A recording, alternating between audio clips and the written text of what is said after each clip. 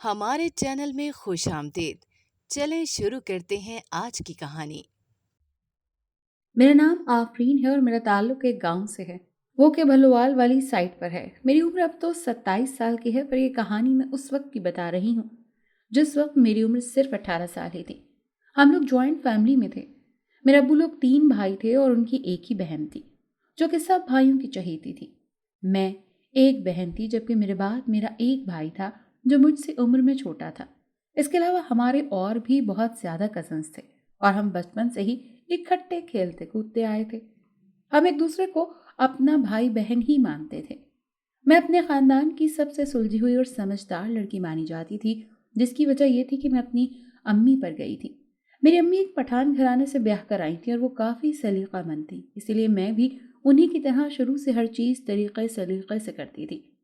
شاید میری اسی وجہ سے ہم عمر کزن مجھ سے کچھ دیر کے بعد دور ہونے لگی، پر میری امی نے مجھے ایک ہی بات سکھائی تھی کہ میں کبھی بھی خود کو کسی سے زیادہ نہ سمجھوں اور نہ ہی دوسرے کے بارے میں برا بھلا سوچوں، کیونکہ اس طرح سے انسان کے اپنے ساتھ برا ہو جاتا ہے۔ میں بھی امی کی بات پر عمل کرنے لگ گئی۔ اس کا یہ نتیجہ نکلا کہ میں جب بھی اپنی کزنس کے روم میں جاتی تو وہ میرے آنے سے چڑ جاتی، پر میرے سامنے وہ میٹھا ہی بنی رہتی۔ میری نگاہ ان سے جیسے ہی ہٹتی تو وہ مجھے حقارت کی نظروں سے دیکھتی، لیکن میں اس چیز کو اگنور کر دیتی کیونکہ ہر انسان کی اپنی فطرت ہوتی ہے۔ وہ اب میرے روم میں بھی کم آتی تھی۔ یہ میں ہی ہوتی تھی جو ہر بار پہل کرتی تھی۔ دن ایسے ہی گزرتے جا رہے تھے۔ میری خوبصورتی کی میری کزنس پہلے ہی تعریف کیا کرتی تھی، پر اب وہی مجھے بغور دیکھ کر اپنے چہرے پر نسخے آزماتی تھی اور اس طرح سے ان کا چہرہ مزید بگڑنے لگ جاتا۔ مجھے حیرانی ہوتی تھی کیونکہ میں نے آج تک کچھ بھی اپنی خوبصورتی کے لیے استعمال نہیں کیا تھا۔ میرا ماننا تھا کہ جب انسان کا دل صاف ہو تو انسان کی اندرونی خوبصورتی باہر نکل کر اسے نکھار دیتی ہے۔ میری ان کزنس کا ایک بھائی تھا۔ وہ عمر میں مجھ سے کچھ سال بڑا تھا، پر ہم لوگ اکٹھے ہی بچپن سے کھیلتے آئے تھے، اسی لیے ہم سب لوگ ایک دوسرے سے فرینک تھے۔ اس کا نام اسامہ تھا۔ کچھ ہی دنوں کے بعد ہمارے اس خاندان میں یہ بات پھیل گئی کہ اسامہ اور میری بات چل رہی ہے۔ میں نے یہ خبر سنی تو میں بھی حیران ہو گئی، کیونکہ میں اسامہ کو دل سے اپنا بھائی مانتی تھی۔ مجھے نہیں معلوم تھا کہ اس میں اسامہ کی رضامندی بھی شامل ہے۔ میں نے امی سے بات شروع کی تو وہ بھی مجھے سمجھانے لگیں کہ یہ سب بڑوں کا فیصلہ ہوتا ہے اور میرے ابو اور چاچو بھی یہی چاہتے ہیں کہ ایسا کر کے ہماری فیملی جڑ جائے گی، ورنہ باہر سے کوئی بھی بہو آئی تو وہ خاندان کو الگ کر دے گی۔ چنانچہ میں نے بھی اپنے جذبات کا گلا گھونٹ دیا اور خود کو پھر سے اچانک سوچ کر تسلی دینا شروع کر دی۔ یہی میرا اہم کام ہوتا تھا۔ اب میرے اسامہ کے ساتھ ویسی ہی دوستی نہیں رہی تھی۔ میرے دل میں عجیب سی کیفیت پیدا ہو چکی تھی۔ اس بنا پر میں اس کے سامنے آنے سے گریز کرتی تھی۔ البتہ ابھی بات بھی پکی نہیں ہوئی تھی۔ مجھے اسامہ کے تاثرات جاننے تھے۔ ایک رات میں کچن میں کافی بنا رہی تھی جب ہمارا کچن مشترکہ ہوتا تھا اور تینوں امی اور چچی مل کر 3 ٹائم کا کھانا بناتے تھے۔ میں اس وقت کچن میں کافی بنا رہی تھی جب اسامہ نے مجھے دیکھا تو وہ بھی کچن میں آ گیا۔ یہ میری اس سے سب کے بعد پہلی ملاقات تھی۔ وہ دکھنے میں اچھی شخصیت کا مالک تھا اور ایک شوہر والی اس کے اندر ساری خوبیاں پائی جاتی تھیں۔ اس نے مجھے اس کے لیے کافی بنانے کا کہا تو میں نے جو اپنے لیے کپ تیار کیا تھا وہ پہلے اسے دے دیا۔ اس کے چہرے سے صاف دکھائی دے رہا تھا کہ وہ اس رشتے سے خوش ہے۔ اگر ایسا ہو گیا تو اسے کوئی مسئلہ نہیں ہوگا، پر نہ جانے کیوں مجھے چاہ کر بھی ویسی خوشی نہیں ہو رہی تھی۔ اس چیز کی خبر شاید اسامہ کو بھی ہو گئی تھی، جب ہی اس نے لان میں اپنے ساتھ مجھے بھی چلنے کی آفر کر دی۔ میں بھی تیار ہو گئی اور اس کے ساتھ لان میں چلنے لگی۔ اب ہم دونوں کافی پینے کے ساتھ ساتھ گپ شپ کرنے لگے جب اسامہ نے مجھ سے پوچھا کہ اگر ہمارا رشتہ پکا ہو گیا تو کیا مجھے اس بات سے کوئی مسئلہ تو نہیں ہوگا۔ میں نے اس کی بات سنی تو رک گئی۔ مجھے رکتا دیکھ کر وہ بھی میرے ساتھ کھڑا ہو گیا۔ مجھے اب اس سے ساری بات صاف کہنی تھی، اسی لیے میں نے اپنی ہمت بڑھائی اور اس سے پہلے ہی بات کی کہ وہ مجھے اچھا تو لگتا ہے، لیکن اس کا یہ مطلب ہرگز نہیں کہ ہم دونوں کی شادی ہو جائے۔ وہ بھی ہمارے بیچ سب ایسا ہی رہے گا۔ وہ میری بات سن کر حیران ہوا اور کہنے لگا کہ میں اس سے کھل کر بات کر سکتی ہوں۔ میں نے اسے صاف کہہ دیا کہ مجھے تم سے مسئلہ نہیں، پر نیہا اور ابیہا کو مجھ سے مسئلہ ہوگا۔ یہ دونوں اسامہ کی ہی بہنیں تھیں۔ اسامہ اپنی بہنوں کو اچھی طرح جانتا تھا، اسی لیے اس نے مجھ سے کوئی بات نہ کی اور اندر چلا گیا۔ میں نے امی سے بھی اس بات کا ذکر کیا تھا۔ اس دن کے بعد سے ابیہا اور نیہا یعنی کہ میری کزنس مجھ سے مزید خار کھانے لگی تھی اور اب وہ مجھ سے دور رہنے لگی۔ ایک دفعہ نیہا نے مجھ سے کہہ دیا تھا کہ میں نے اس کے بھائی کو ابھی سے اپنے قابو میں کر لیا ہے۔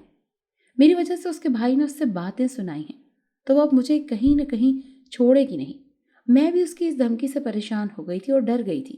میں نے امی سے بات کی کہ نیہا نے مجھ سے یہ سب کہا ہے۔ امی نے بھی ابو سے بات کی اور ابو نے یہ رشتہ نہیں پکا ہو سکتا کیونکہ بعد میں بہت سے مسئلے پیدا ہو جائیں گے، پر میرے ابو نے کہا کہ رشتہ تو پکا ہو ہی چکا ہے اور ہم بھائی راضی ہیں۔ رہی بات نیہا اور ابیہا کی، تو وہ اپنی شادی کے بعد سدھر جائیں گی کیونکہ ابھی تو وہ بچیاں ہیں۔ اب کچھ بھی نہیں ہو سکتا تھا۔ کچھ دنوں کے بعد ہماری بات پکی ہو گئی تھی، لیکن شادی لیٹ کرنے کا فیصلہ کیا گیا تھا کیونکہ اسامہ نے اپنی پڑھائی مکمل کرنی تھی۔ میں نے بھی اس وقت کالج مکمل کر لیا تھا۔ ہماری بات پکی ہوئی پورے 2 سال گزر گئے تھے۔ ان 2 سالوں میں میرے ساتھ بہت عجیب سے واقعات ہوئے۔ میں جب بھی رات کو سوتی تو مجھے عجیب سے ڈر لگتا، ایسے لگتا جیسے کوئی باہر ہنس رہا ہے۔ میں پھر بھی دعا پڑھ کر سو جاتی، پر آدھی رات کو میری آنکھ کھل جاتی۔ مجھ سے اب سویا نہیں جاتا تھا۔ ساری رات میری جاگ کر گزرتی تھی، لیکن میں اس بات کا کسی سے ذکر نہیں کرتی تھی کیونکہ مجھے لگتا تھا کہ امی زیادہ پریشان ہو جائیں گی۔ کچھ دن میرے ساتھ لگاتار ایسا ہوتا رہا۔ اس وجہ سے میری آنکھوں کے گرد سیاہ ہلکے پڑنے لگے۔ ایک دفعہ میں واش روم گئی، جب اندر جا کر مجھے چکر آنے لگے اور میں بے ہوش ہو گئی۔ مجھے جب ہی گھر والے تلاش کرنے لگے کہ میں کہاں چلی گئی ہوں۔ کچھ دیر بعد ہی میرے ابو نے دیکھا کہ واش روم کی لائٹ چل رہی ہے۔ وہ سمجھ گئے کہ میں اندر ہوں۔ جب ہی انہوں نے دروازہ بجانا شروع کیا، پر اندر سے میرا جواب نہ پا کر انہوں نے بہت مشکل سے دروازہ کھولا، جس کی وجہ سے ان کا ہاتھ بھی زخمی ہو گیا تھا۔ اسامہ بھی بہت زیادہ پریشان ہو گیا۔ اسے بھی میری بہت فکر ہو رہی تھی، پر اس کی دونوں بہنیں مجھ سے میرا حال پوچھنے تک نہیں آئیں۔ امی کے لاکھ کہنے کے بعد میں ان کے ساتھ ڈاکٹر سے چیک اپ کروانے چلی گئی۔ ڈاکٹر نے مجھے خون کی کمی بتائی۔ میں نے بھی شکر کیا کہ اب میرے ساتھ کوئی دوسرا مسئلہ نہیں ہے، ورنہ میں تو بہت پریشان ہو گئی تھی کہ اگر یہ روحانی مسئلہ ہوا تو مشکل پیش آ سکتی ہے۔ میں نے ان وسوسوں سے خود کو دور کرنے کے لیے مختلف سرگرمیاں شروع کر لی اور اپنے ابو سے اجازت لے کر کمپیوٹر کا کورس کرنا شروع کر دیا۔ میرے دن بھی اب مصروف گزرتے تھے۔ مجھے اسامہ ہی لینے آتا اور واپس چھوڑ کر بھی جاتا۔ اس نے مجھ سے کہہ دیا تھا کہ وہ بھی میری ان باتوں کی وجہ سے سوچنے لگا تھا، پر وہ بھی مجبور تھا اور اپنی فیملی کی وجہ سے انکار نہیں کر سکتا تھا۔ ہم راستے میں اور کوئی بھی فضول بات نہیں کرتے تھے، لیکن ایک دن اس نے مجھ سے مشہور سبز چائے کی آفر کی۔ پہلے تو میں نے انکار کر دیا اور یہ کہا کہ مجھے اپنے بھائی کو پڑھانا ہے۔ اس نے بھی کسی اور دن رکھنے کا فیصلہ کیا۔ میں جان گئی تھی کہ وہ ایسے جانے نہیں دے گا اور ضرور پلائے گا۔ کچھ دن بعد اس نے پھر سے مجھے کہا تو میں انکار نہ کر سکی۔ ہم لوگ ایک مشہور ڈھابے کی چائے پینے کے لیے بیٹھ گئے اور ایک دوسرے کی کمپنی کو انجوائے کیا۔ اسامہ مجھ سے کہنے لگا تھا کہ اسے مجھ سے کوئی بھی مسئلہ نہیں ہوگا۔ اگر مجھے لگے گا کہ نیہا اور ابیہا مجھے شادی کے بعد تنگ بھی کریں گی تو وہ مجھے الگ رکھنے کے لیے بھی تیار ہیں، اور ویسے بھی چاچو ان کے لیے اچھے رشتے بھی تلاش کر رہے تھے۔ میں پرسکون ہو گئی تھی۔ ہمیں 1 گھنٹہ ایک دوسرے سے باتیں کرنے میں لگ گیا۔ وقت کا پتہ ہی نہیں چلا۔ میں نے اسامہ سے فوراً واپس جانے کی ضد کی کیونکہ نہ جانے گھر میں کیا وبال آنا تھا۔ مجھے ڈر لگنے لگا اور وہی ہوا جس کا مجھے اندازہ تھا، کیونکہ نیہا اور ابیہا نے اسامہ کو پکڑ لیا تھا اور سے باتیں سنانے لگی تھی کہ امی کے سر میں درد تھا اور وہ ادھر میرے ساتھ عیاشی کر رہا تھا۔ اسامہ بھی اب شرمندہ تھا، جیسے وہ مجھے لے کر جانے پر اب پچھتا رہا ہو۔ میں فوراً اپنے پورشن میں آ گئی اور جا کر امی سے بھی کوئی بات نہ کی اور خود کو کمرے میں بند کر لیا۔ مجھے ان دونوں بہنوں کے رویے پر سخت غصہ آ رہا تھا، مگر میں نے خود پر ضبط کیا۔ چچی کے سر میں درد تھا تو میں ان کی خیریت دریافت کرنے کے لیے امی کے ساتھ ان کے پورشن میں گئی۔ ان دونوں بہنوں نے کڑے تیوروں سے مجھے دیکھا، مگر میں نے ان دونوں کے رویوں کو نظر انداز کیا۔ اس دن کے بعد میں نے چچا کے گھر آنا جانا چھوڑ دیا۔ اسامہ سے بھی میرا کم ہی سامنا ہوتا تھا۔ میرا کمپیوٹر کورس مکمل ہو چکا تھا۔ میں گھر پر فارغ رہنے لگی۔ گھر کے کام نمٹانے کے بعد عبادات میں خود کو مصروف رکھتی۔ پھر میرے ساتھ کچھ عجیب سا ہونے لگا۔ میں جب بھی نیا جوڑا پہنتی تو میرا سر درد سے پھٹنے لگتا اور میں بے ہوش ہو جاتی۔ اسی لیے امی مجھے ایک پیر صاحب کے پاس لے جاتی جو یہی بتاتے کہ مجھ پر آسیب کا سایہ ہے اور مجھے ہر وقت چکر آتے رہتے۔ میں اتنی کم عمری میں پھر وقت سے پہلے بوڑھی لگنے لگی تھی۔ لیکن ایک رات میں نے ان سب سے تنگ آ کر رات کے 2 بجے خود کو کمرے میں بند کیا اور چلانے لگی۔ میرے پیروں تلے زمین نکلی جب میں نے پہلی بار ایک ہیولے کا چہرہ دیکھا۔ وہ بہت زیادہ خوفناک تھا۔ میں اس کی جھلک برداشت نہ کر سکی اور بے ہوش ہو گئی۔ جب میری امی نے آ کر مجھے دیکھا تو وہ زیادہ پریشان ہوئی۔ انہوں نے ابو کو بلایا اور مجھے جلدی سے پیر صاحب کے پاس لے گئی۔ انہوں نے میرے ماتھے پر دوائی لگائی جس کی وجہ سے مجھے ہوش کی دنیا میں واپس آئی۔ میری آنکھوں کے سامنے ایسے ہی عجیب سے چہرے والے دوبارہ آئے اور میں ڈر گئی اور زور سے چیخنا شروع کر دیا جب میرے ابو نے پریشانی کے عالم میں پیر صاحب سے میرے بارے میں مزید پوچھا تو انہوں نے کہا کہ اس پر آسیب کا سایہ ہے۔ میرے ابو گھر واپس مجھے لے آئے۔ جب چچی کو میرے بارے میں علم ہوا تو انہوں نے چچا کے سامنے رشتہ توڑنے کی ضد باندھ دی، جس پر چٹا نے بہت باتیں سنائیں۔ انہوں نے کہا کہ اگر یہ مسئلہ تمہیں تمہاری بیٹیوں کے ساتھ ہوتا اور کوئی ہمارے بچوں کے ساتھ ایسا کرتا تو کیا تم برداشت کر لیتی؟ جب اسامہ کو میرے بارے میں علم ہوا تو وہ میری خیریت دریافت کرنے کے لیے آیا۔ میں اس سے نارمل انداز میں بات چیت کرنے لگی۔ پھر کچھ توقف کے بعد وہ وہاں سے چلا گیا۔ مجھے اسامہ کے تیور بدلے ہوئے لگ رہے تھے، مگر میں نے اپنے خیالات کا اظہار امی سے نہ کیا کیونکہ وہ پریشان ہو جاتی۔ کچھ دن نارمل گزرے۔ مجھے ایک دن دوبارہ سے چکر آنے لگے اور طبیعت اتنی بگڑ گئی کہ مجھ سے اپنا توازن برقرار رکھنا مشکل ہو گیا۔ اچانک میری امی میرے کمرے میں آئیں تو انہوں نے مجھے سنبھالا اور مجھے پیر صاحب کے پاس لے گئیں۔ انہوں نے میرے ماتھے پر دوائی لگائی تو میری طبیعت بالکل ٹھیک ہو گئی۔ جب میری طبیعت کے بارے میں اسامہ کو خبر ہوئی تو اس نے مجھ سے کہا کہ میں تم سے بات کرنا چاہتا ہوں۔ وہ مجھ سے اکیلے ملنا چاہتا تھا مگر میں اس سے اکیلے نہیں مل سکتی تھی کیونکہ ڈھابے پر چائے پینے کا واقعہ مجھے اچھی طرح سے یاد تھا۔ جب میں کمپیوٹر کی سند لینے کے لیے اس کے ساتھ گئی تو اس نے بائک پر پیزا ہٹ کے سامنے روکی۔ اس نے مجھے کہا کہ تمہاری امی تمہیں جس پیر بابا کے پاس لے کر جاتی ہیں مجھے اس پر شک ہے۔ مجھے اس کی بات سن کر حیرانی ہوئی۔ میں نے اس سے پوچھا کس قسم کا شک؟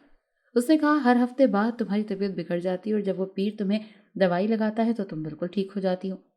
اب تو بیمار ہونے کے ساتھ ساتھ تم ڈرنے بھی لگی ہو۔ اس کی بات سن کر مجھے تعجب ہوا۔ اس نے کہا وہ مجھے ڈاکٹر کے پاس لے کر جانا چاہتا ہے، مگر میں نے اسے منع کر دیا اور اسے جلدی گھر جانے کی ضد کرنے لگی۔ اس نے میری بات مانتے ہوئے بائک گھر کے راستے پر ڈال دی۔ ہم دونوں راستے میں خاموش رہے۔ میرے دماغ میں اسامہ کی باتوں کے جکھڑ چل رہے تھے۔ گھر پہنچ کر میں نے جلدی سے اپنے پورشن میں آ گئی۔ کچھ وقت بنا پریشانی کے گزارا اور جب ایک دن اچانک سے مجھے دوبارہ چکر آنے لگے اور مجھے کسی کے بولنے کی آوازیں سنائی دیں تو میں پاگل پن کے انداز میں اپنے کانوں پر ہاتھ رکھ کر زور زور سے چلانا شروع ہو گئی۔ میں نے خود کو کنٹرول کرنے کی بہت کوشش کی مگر میں لڑکھڑا کر زمین پر گر پڑی۔ جب میری امی نے مجھے ایسی حالت میں دیکھا تو پیر بابا کے پاس لے جانے لگی، مگر جب اسامہ کو میری حالت کے بارے میں علم ہوا تو اس نے امی کو منع کر دیا اور مجھے ڈاکٹر کے پاس لے جانے پر زور دینے لگا۔ تو چچا اور ابو اسامہ کی بات کو مانتے ہوئے مجھے ڈاکٹر کے پاس لے گئے۔ ڈاکٹر نے معائنہ کرنے کے بعد کچھ ٹیسٹ لکھ کر ابو کو دیے اور میں ڈاکٹر کی طرف سے ملنے والے علاج سے ہوش میں واپس آ گئی۔ جب میری رپورٹس آئیں تو ڈاکٹر نے ہم سب کو اپنے کیبن میں بلایا۔ مجھ سے پوچھا کہ آپ نیند کی ادویات لیتی ہیں؟ تو مجھے اس کی بات سن کر حیرت ہوئی۔ میرے ابو نے کہا ایسی کوئی بھی بات نہیں۔ ڈاکٹر نے کہا رپورٹس کے مطابق ان کو نشے کی دوائی دی جاتی ہے جس کی وجہ ان کے لیے خطرناک ہو سکتی ہے، ان کی طبیعت بگڑنے لگتی ہے۔ سب کو ڈاکٹر کی بات سن کر بڑی حیرانی ہوئی۔ ڈاکٹر نے ابو کو ہدایت دی اور ہمیں چھٹی دے دی۔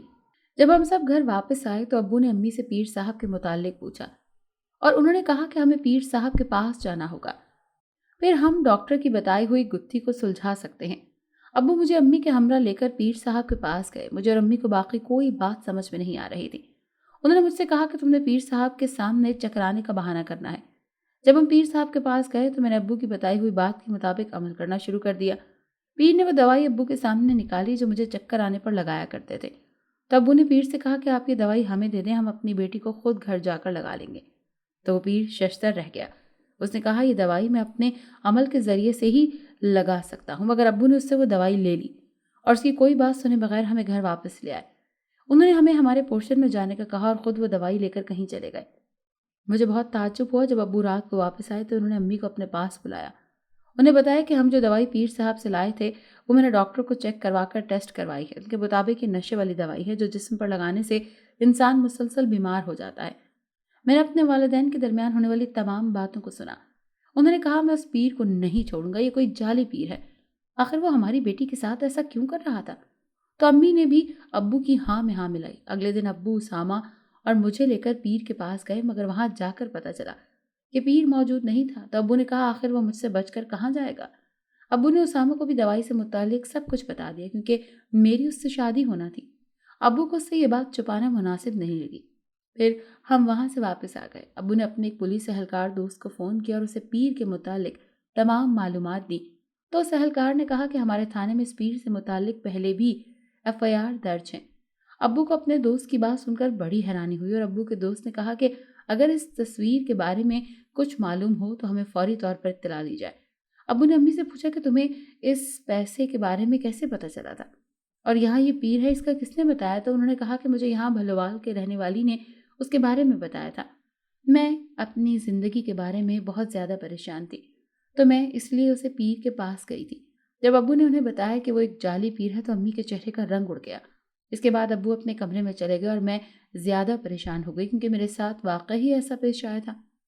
انہوں نے بھی رونا شروع کر دیا۔ مجھ سے امی کا رونا دیکھا نہیں جا رہا تھا، مگر ان سے غلطی ہو گئی تھی جس کا مداوع کرنا بھی بہت ضروری تھا تاکہ اس پیر کی وجہ سے لوگ بیوقوف بننے سے بچ سکیں۔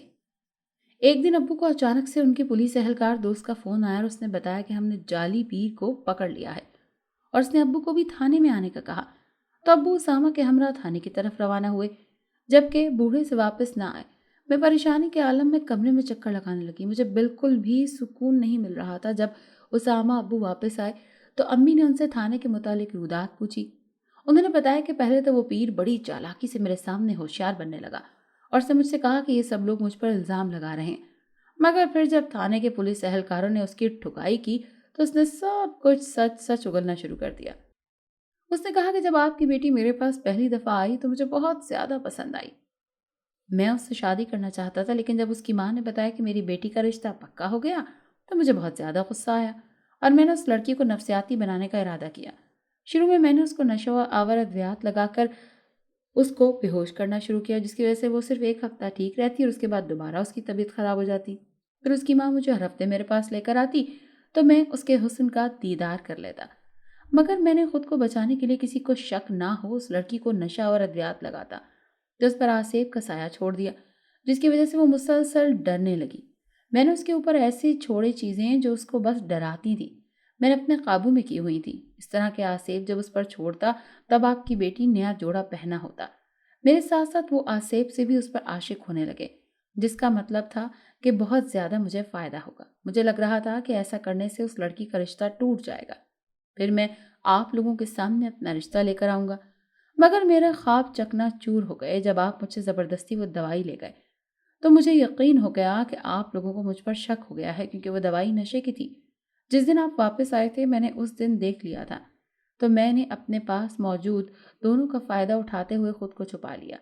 لیکن جو جن میرے پاس قید تھے انہوں نے مجھے اس نے چھوڑ دیا کیونکہ وہ میرے بارے میں سب کچھ جانتے تھے کہ میں ایک برے عمل کرنے والا انسان ہوں۔ جب تک وہ جن میرے پاس موجود تھا میں اپنا کام اچھے طریقے سے کرتا گیا، مگر اب وہ سب مجھے چھوڑ کر چلے گئے تو میں ان پولیس والوں کے چنگل میں پھنس گیا اور اس نے مجھ سے کہا کہ مجھے یہاں سے بچا لو۔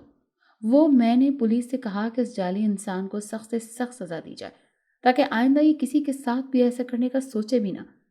پولیس اہلکار دوست نے مجھے یقین دلایا کہ ایسا ہی ہوگا۔ اس نے مجھے بتایا کہ یہ میرے معاشرے کا المیہ ہے کہ ہم اسے جعلی پیروں جیسے پیروں کے پیچھے اپنی بہن بیٹیوں کی زندگی کو خراب کرنے کی کوشش کرتے ہیں۔ جب ابو نے اپنی بات مکمل کر لی تو انہوں نے امی سے کہا کہ کل ہم آفرین کو دربار والی نیک ہستی بزرگ عبدالستار شاہ کے پاس لے کر جائیں گے، کیونکہ اس نے ہماری بیٹی پر برے آسیب بھیجے ہیں، کہیں ان سب کا برا اثر ہماری بیٹی کے آنے والی زندگی پر نہ پڑے۔ اور اگلے روز ابو مجھے اسامہ کے ہمراہ دربار لے گئے۔ وہاں جا کر انہوں نے عبدالستار شاہ کو تمام واقعات کے بارے میں بتایا تو انہوں نے مجھ پر دم کیا اور ابو سے کہا کہ بے فکر ہو جاؤ، اب تمہاری بیٹی پر کوئی سایہ بھی باقی نہیں رہا۔ اور پھر انہوں نے ہمیں کہا کہ جا کر دربار پر دعا کر لو۔ میں اور اسامہ دربار کی طرف بڑھ گئے اور دعا کرنے کے بعد وہاں پر موجود غریب لوگوں میں کھانا تقسیم کیا۔ وہاں کے ماحول میں مجھے بہت زیادہ سکون مل رہا تھا، تو میں نے ابو سے التجا کی کہ کچھ دیر مجھے یہاں رکنا ہے۔ انہوں نے میری بات مان لی اور میں وہاں پر موجود کبوتروں کو دانہ ڈالنے لگی۔ ابھی تو اسامہ نے میرے پاس ہلکی سی سرگوشی میں کہا کہ نئی زندگی مبارک ہو، تو میرے لبوں پر مسکراہٹ نے اپنا احاطہ باندھا۔ جب ہم لوگ گھر پہنچے تو چچی ہماری پوزیشن میں آئی ہوئی تھی۔ ابو کو انہیں اس طرح اپنے گھر میں دیکھ کر بہت زیادہ حیرت ہوئی۔ انہوں نے کہا کہ بھائی صاحب مجھے معاف کر دیں، ہماری بیٹی کے ساتھ کوئی بہت برا مسئلہ بھی ہو سکتا تھا، مگر میں نے آپ لوگوں کی بہت زیادہ دل آزاری کی۔ انہوں نے کہا کہ غلطی انسانوں سے ہوتی ہے، مجھ سے بھی ہو گئی۔ میں بس یہ چاہتی ہوں کہ آپ جلد از جلد آفرین کو میرے بیٹے کی دلہن بنا کر میرے گھر بھیج دیں۔ ابو ان کی بات سن کر بہت خوش ہوئے۔ انہوں نے کہا کہ آپ بے فکر رہیں، انشاءاللہ اللہ ہماری ابیہا اور نیہا کے لیے بھی کوئی اچھا وسیلہ ضرور بنائے گا۔ سب نے آمین کا کلمہ ادا کیا۔ میرے ساتھ ہونے والے واقعے کی وجہ سے میرے ساتھ سب کا رویہ بدل گیا۔ سب میرے ساتھ بہت اچھے سے پیش آتے، خاص طور پر میری دونوں کزنس میرے ساتھ بہت اچھا سلوک کرنے لگی تھی کیونکہ میں ان کے ہونے والی بھابھی بھی تھی۔ پھر سب بڑوں نے مل کر ہم دونوں کا نکاح کرنے کا فیصلہ کیا کیونکہ ہم دونوں کی پڑھائی مکمل ہو چکی تھی، اسی لیے کوئی تاخیر کیے بنا سب ہمیں رشتہ ازدواج میں باندھنا چاہتے تھے۔ اور جب ہم دونوں کا نکاح ہوا تو کچھ دنوں کے وقفے پر میری رخصتی رکھی گئی۔